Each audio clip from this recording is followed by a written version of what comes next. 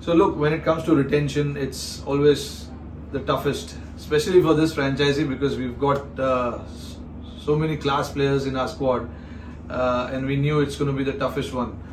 So, when you have to do the retention, obviously the core, the coaching staff, the management, the top officials will come into play, and we generally talk about what we need to do for this team, keeping an eye on the future as well.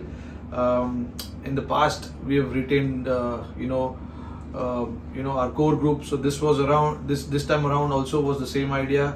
Mahila, Zach, obviously Akash, we all came together, and there were few more, Rahul Sangvi, who's been a solid part of this team for so many years.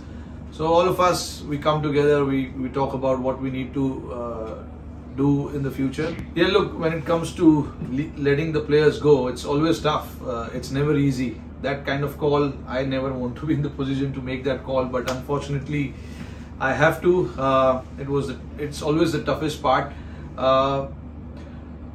Only because the kind of players that we had, and it's very tough to let them go, especially knowing that they've added so much to the success of this franchisee, and I've always maintained this, that it's not just about one or two players getting that success for the franchise. It's always been a team effort from us, and we always focus on that, and that is the sort of culture that MI has created, that it's not just few players coming and taking the responsibility. It's the entire unit, entire squad, and trying to achieve that goal.